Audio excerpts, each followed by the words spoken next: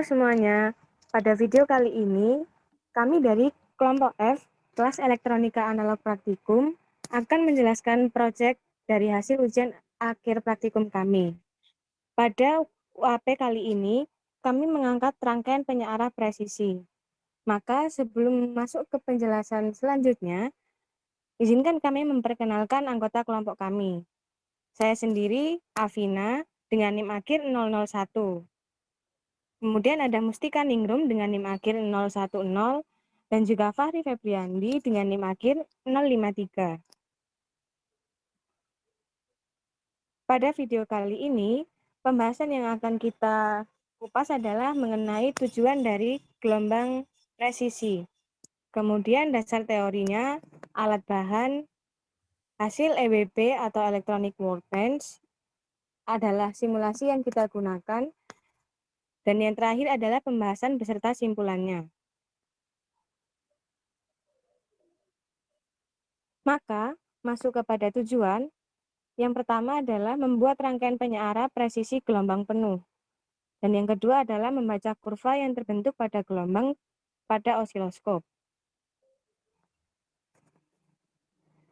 Selanjutnya masuk ke dasar teori. Penyearah presisi juga dikenal sebagai dioda yang super. Adalah konfigurasi diperoleh dengan penguat operasional untuk memiliki sirkuit berperilaku seperti yang ideal dioda dan penyearah. Tetapi dalam penyearah presisi, kami gunakan op-amp untuk mengkompensasi penurunan tegangan melintasi dioda. Dalam hal ini menyebabkan tidak kehilangan penurunan tegangan 0,6 atau 0,7 volt yang melintasi dioda. Juga rangkaian dapat dibangun untuk memiliki beberapa keuntungan pada output penguat juga.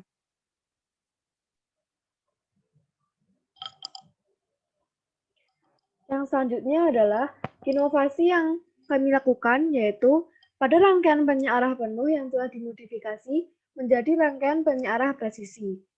Dengan kelebihan, op-amp tidak pernah masuk ke saturasi, tetapi outputnya harus bervariasi oleh dua tegangan dioda turun setiap kali sinyal input daya melintasi nol.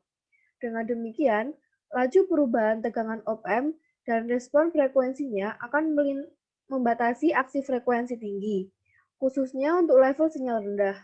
Meskipun dimungkinkan kesalahan yang kurang dari 1% pada 100 kHz, rangkaian yang serupa dapat digunakan untuk membuat rangkaian penyearah gelombang penuh yang akurat.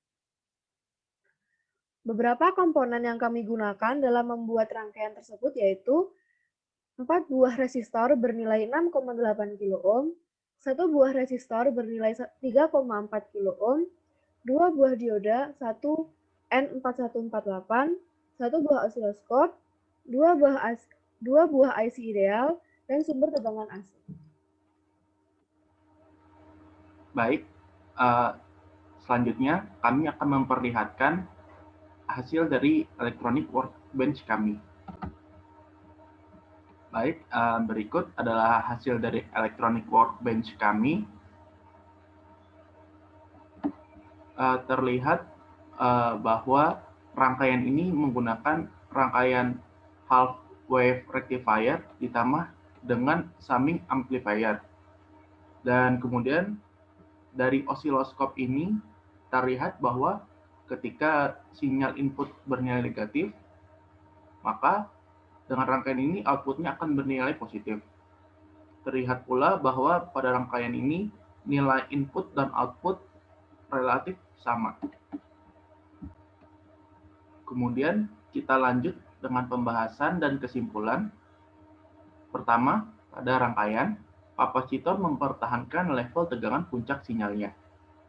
Kedua, ketika input V input lebih dari V kapasitor, maka tegangan melintasi kapasitor, dioda bias maju, dan rangkaian menjadi pengikut tegangan. Ketiga, tegangan keluaran V0 mengikuti V input selama V input lebih dari V kapasitor. Keempat, ketika V input kurang dari V kapasitor, dioda menjadi bias balik dan kapasitor menahan muatan sampai tegangan input kembali mencapai nilai yang lebih besar dari V kapasitor. Baik, sekian dari kami. Terima kasih atas perhatiannya. Mohon maaf bila ada kesalahan. Sampai jumpa di video selanjutnya.